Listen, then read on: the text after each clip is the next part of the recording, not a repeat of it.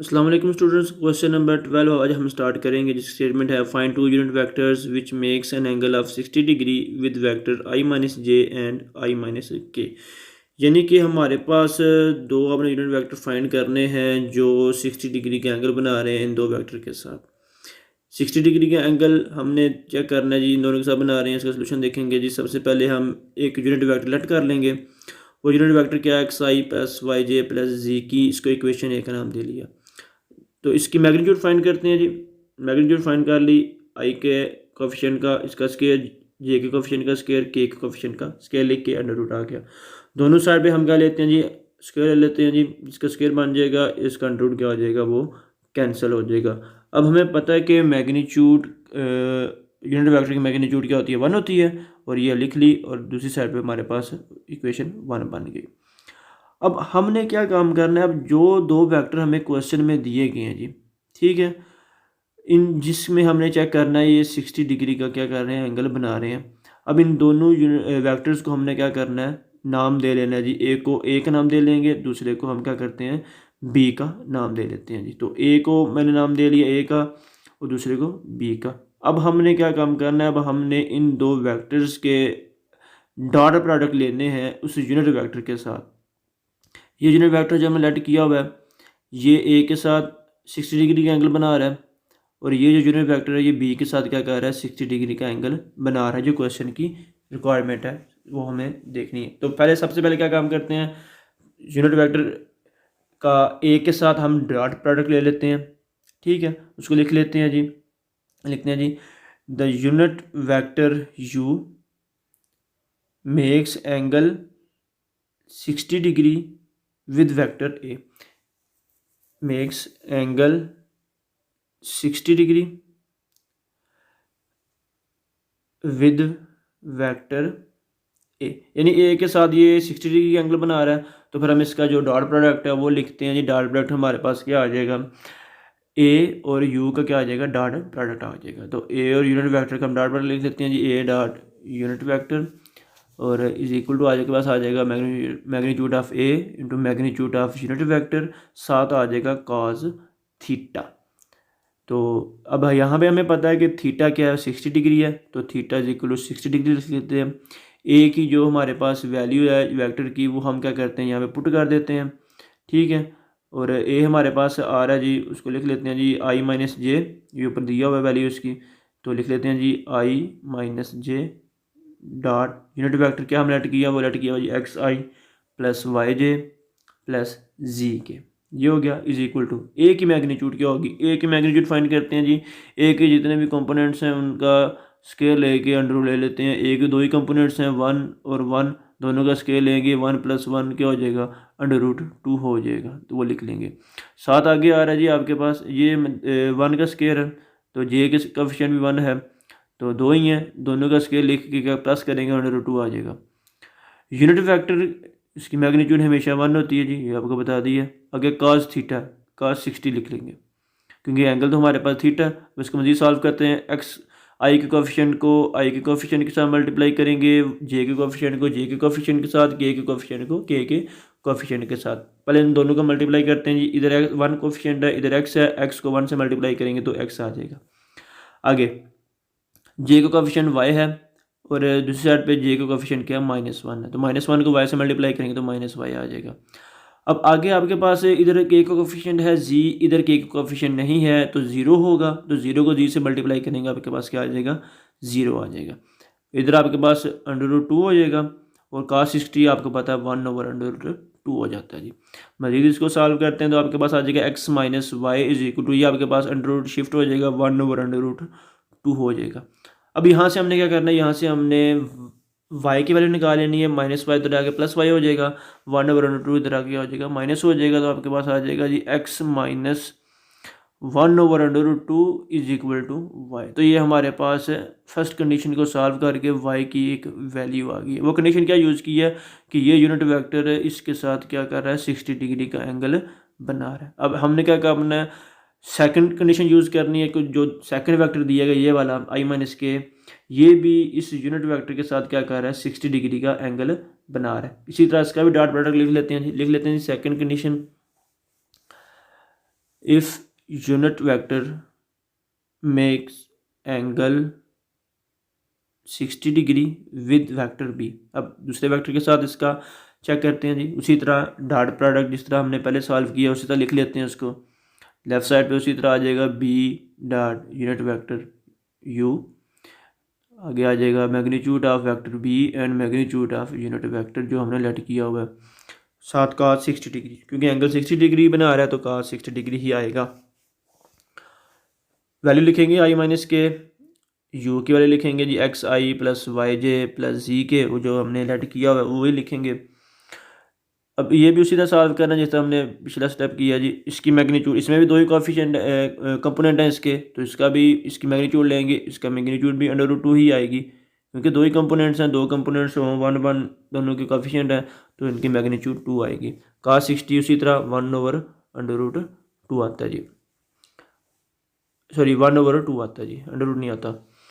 तो दोनों को उस तरह मल्टीप्लाई करेंगे तो आपके पास आ जाएगा जी, पहला आई कोफिशिएंट, आई के कोफिशिएंट से मल्टीप्लाई होगा तो एक्स आ जाएगा, 1 से मल्टीप्लाई होगा एक्स बन जाएगा। इधर अब हमारे पास जे का कोफिशिएंट नहीं है, एक साइड पे है लेकिन दूसरी साइड पे जे का कोफिशिएंट क्या है वो नहीं है, तो जे का कोफिशिएंट क्या होगा 0 होगा। तो क्या करते हैं, जे के कोफिशिएंट को 0 से मल्टीप्लाई करेंगे, ज़रा 0 हो जाएगा। के के कोफिशिएंट है जी जी, इधर के कोफिशिएंट है -1, तो जी को जब -1 से मल्टीप्लाई करेंगे तो -जी, इधर आपके पास उसी तरह क्वेश्चन 1/2 हो जाएगा। अब यहाँ से भी हमने क्या करना है जी, -जी की वैल्यू निकाल लेनी है, -जी को उधर आके प्लस जी कर देंगे, ये आपके पास x - 1/2 इज इक्वल टू क्या हो जाएगा, जी दूसरी साइड पे जाके प्लस हो जाएगा। तो ये हमारे पास क्या आ गया जी, जी की वैल्यू आ गई। हमने क्या काम किया, हमने इस वेक्टर को यूनिट वेक्टर के साथ 60 डिग्री बना रहा है, ये भी वेक्टर यूनिट वेक्टर के साथ 60 डिग्री का एंगल बना रहा है, दोनों का हमने क्या कर दिया जी, डॉट प्रोडक्ट लेके इनको सॉल्व कर लिया दोनों को। अब हमने क्या काम करना है, एक वैल्यू हमने ये निकाल लिया जी y की x - 1/2, दूसरी वैल्यू निकाली हमने z is equal to x - 1/2। अब ये दोनों वैल्यू हमने क्या काम करनी है, ये दोनों वैल्यूज़ हमने उस इक्वेशन में पुट करनी है जो हमने इक्वेशन नंबर 1 बनाई है, ये वाली। इसमें x पहले ही है तो x इसी तरह लिख लेंगे, ठीक है, क्योंकि x की वैल्यू तो हमने नहीं निकाली हुई, हमने निकाली हुई है y और z की, तो x स्क्वायर उसी तरह आ जाएगा, y की जगह पर वैल्यू आ जाएगी, इसको लिख लेते हैं सारे को, एक्स स्क्वायर सेम रहेगा, ठीक है, तो लिख लेते हैं एक्स स्क्वायर, वाई की जगह भी इसके लिए लिखेंगे जी x - 1/2, इसका स्क्वायर हो जाएगा, प्लस जी की जगह वैल्यू लिखेंगे जी x - 1/2, इसका स्क्वायर हो जाएगा, इज इक्वल टू आ जाएगा 1। अब इज इक्वल टू 1। अब यहाँ पे हमने क्या काम करना है, अब हमने इनके स्क्वायर जो हैं दोनों के ओपन कर लेने हैं। अब ये दोनों एक जैसे हैं, दोनों को प्लस कर ले, पहले स्क्वायर ऊपर बाद में कर लें तो इस तरह भी सॉल्व हो जाता है। तो मैं सबसे पहले इनके स्क्वायर ओपन करता हूँ जी, a - b का स्क्वायर वाला फार्मूला यूज़ करना है जी। फर्स्ट का स्क्वायर एक्स का स्क्वायर हो जाएगा, प्लस 1/2 इसका स्क्वायर हो जाएगा, -2 इंटू एक्स, साथ 1/2 -2 इंटू एक्स आ जाएगा, साथ आएगा 1/2, प्लस अगले का भी स्क्वायर, वो भी यही वैल्यू आएगी, सेम वैल्यू, इसकी रिजल्ट यही आएगा, एक्स स्क्वायर प्लस 1/2 का स्क्वायर -2x 1/2, फर्स्ट का स्क्वायर आएगा एक्स स्क्वायर, दोनों वैल्यू सेम है तो इसका रिजल्ट भी क्या आएगा, इसका रिजल्ट भी सेम ही रहेगा, क्योंकि दोनों का आंसर हमने सेम निकाला होगा जी, √x इज इक्वल टू 1 आ जाएगा। तो ये हमने क्या कर दिया, इनका स्क्वायर ओपन कर दिया। अब इनको क्या करते हैं, इनको प्लस करते हैं। अब देखें एक्स स्क्वायर और 3x स्क्वायर है, तीनों को प्लस करेंगे तो आपके पास क्या हो जाएगा, 3x स्क्वायर हो जाएगा। अब यहाँ पे जो 3x स्क्वायर लिख लिया।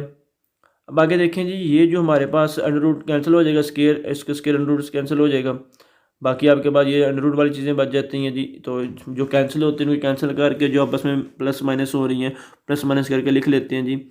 ये आपके पास आ जाएगा जी -√2x + 1/2 -√2x + 1/2 आ जाएगा, इज इक्वल टू 1। अब मज़ीद इसको सॉल्व करते हैं जी।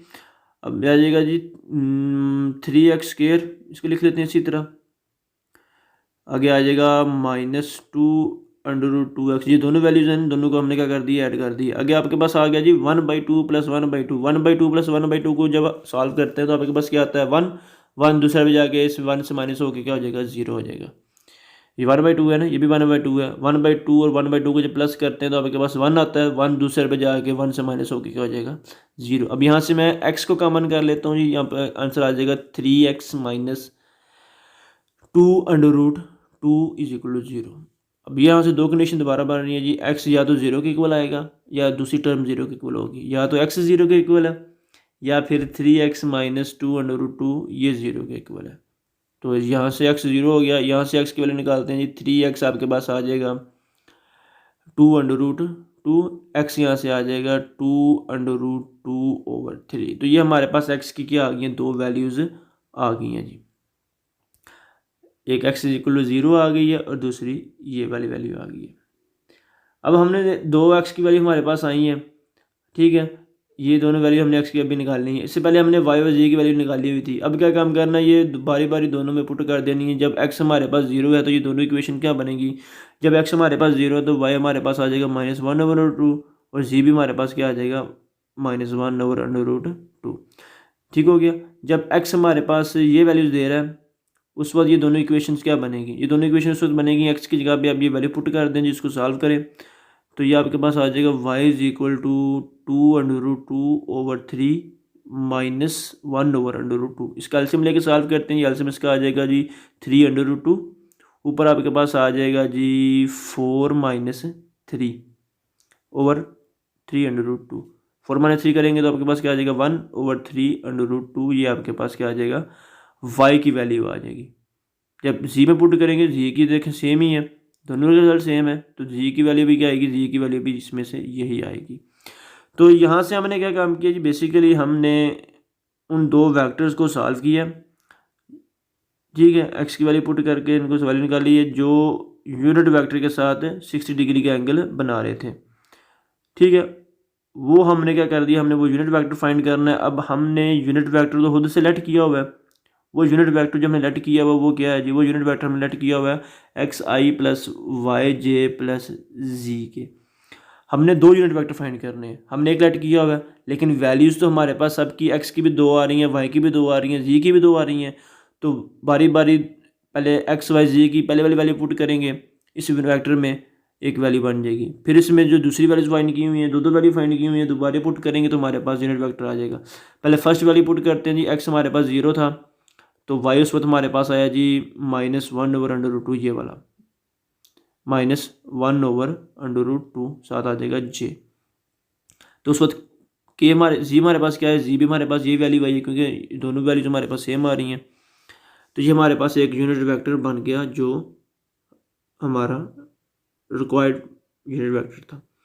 जब दूसरी वैल्यूज पुट करते हैं जी, दूसरी वैल्यू पुट करते हैं, x हमारे पास क्या आ रही है, x हमारे पास 2√2/3i प्लस 1/3√2 प्लस 1/3√2 ये आ जाएगा और जी भी हमारे पास यही है 1/3√2। ये हमारे पास क्या बन गया, दूसरा यूनिट वेक्टर बन गया। तो ये हमारे पास वो दो यूनिट वेक्टर थे जिनको हमने फाइंड करना था, जो दो वेक्टर के साथ 60 डिग्री का एंगल बना रहे थे। तो इसको सॉल्व करें, इसमें कोई कन्फ्यूजन हो तो आप पूछ सकते हैं जी। नेक्स्ट क्वेश्चन 13 है जी, इसको यहाँ से देख लेते हैं जी। इजी क्वेश्चन है, कहता है जी find the projection of vector 2i minus 2j plus 6k on the vector i plus 2j plus 2k। यानी कि आपने प्रोजेक्शन फाइंड करनी है सेकंड वेक्टर के अलोंग। आपको पता है कि जिसके अलोंग प्रोजेक्शन फाइंड करते हैं, जिस वेक्टर के अलोंग प्रोजेक्शन फाइंड करनी है तो इसके मैग्नीट्यूड के साथ क्या करते हैं, इसको डिवाइड कर देते हैं। ये एक तरह का क्वेश्चन आपने पीछे भी किया हुआ है, ये देखें जी। इसके अलोंग हमने मैग्नीट्यूड फाइंड करनी है तो इस की मैग्नीट्यूड के साथ हमने क्या कर दिया, डिवाइड कर दिया। दोनों को लिख लेंगे, इस फर्स्ट को ए का नाम, सेकंड को बी का नाम। तो बी के अलोंग हमने प्रोजेक्शन फाइंड करनी है तो बी की मैग्नीट्यूड को हम क्या करते हैं जी, डिवाइड कर देते हैं। ऊपर हमारे पास दोनों का प्रोडक्ट आएगा, नीचे हम जिसके अलोंग मैग्नीट्यूड प्रोजेक्शन फाइंड करनी है ना उसकी मैग्नीट्यूड नीचे लिख लेते हैं। तो ऊपर दोनों को सिंपली मल्टीप्लाई कर देंगे, नीचे इसकी मैग्नीट्यूड लिख के प्लस माइनस करेंगे, प्लस माइनस करने के बाद ऊपर आपके पास आंसर आ जाएगा, नीचे आपके पास मैग्नीट्यूड लेके सॉल्व करेंगे अंडर रूट में, तो मजीद सॉल्व करेंगे आपके पास इसका रिजल्ट आ जाएगा। यानी कि आपने पीछे भी क्वेश्चन किया हुआ है तो बेसिकली क्वेश्चन आपका ये सॉल्व हो जाएगा। नेक्स्ट क्वेश्चन भी इसी टाइप का है लेकिन इसमें थोड़ा चेंज है, वो चेंज आपको बता देता हूँ। वो चेंज इस तरह कहता है जी find the projection of vector 4i minus 3j plus k on the line passing through the point. अब हमें दो पॉइंट दिए गए हैं, कहता है इन दो पॉइंट से जो लाइन बनती है ना, उस लाइन के लॉन्ग हमने प्रोजेक्शन फाइंड करनी है। तो क्या करते हैं जी, दो पॉइंट हैं, इसको ए का नाम दे लेते हैं जी पहले को, ठीक है, दूसरे को बी का नाम दे लेते हैं जी। हमने क्या करना है, हमने ए बी फाइंड करना है। ए बी फाइंड कर लेते हैं, पहले एक पॉइंट से लाइन बना लेते हैं जी। लाइन क्या कहती है जी, प्रोजेक्शन फाइंड करें जी, -2 -1। सेकंड के कोऑर्डिनेट में से फर्स्ट के कोऑर्डिनेट को माइनस करेंगे तो -2 4 हो जाएगा, -4 -3 -7 हो जाएगा, 1 माइनस इंटू -1 प्लस 2k हो जाएगा। तो ये हमने ए बी फाइंड कर लिया। अब हमने ए बी के अलॉन्ग प्रोजेक्शन फाइंड करनी है, ठीक है। हमने ए बी के अलॉन्ग प्रोजेक्शन फाइंड करनी है, तो ए बी की जो मैग्नीट्यूड होगी उसके साथ डिवाइड कर देंगे। ए बी की जो मैग्नीट्यूड होगी उसके साथ क्या कर देना, उसको हमने डिवाइड कर देना। देखें जी, नीचे ए बी की मैग्नीट्यूड के साथ हमने क्या कर दिया, इसको डिवाइड कर दिया, क्योंकि हमने ए बी के अलॉन्ग प्रोजेक्शन फाइंड करनी थी। तो इसी तरह इसको सॉल्व करके आपके पास का रिजल्ट आ जाएगा। तो ये क्वेश्चन नंबर 14 तक हम इसको देखते हैं जी। नेक्स्ट इंशाल्लाह हम अगले लेक्चर में इस क्वेश्चन को देखेंगे।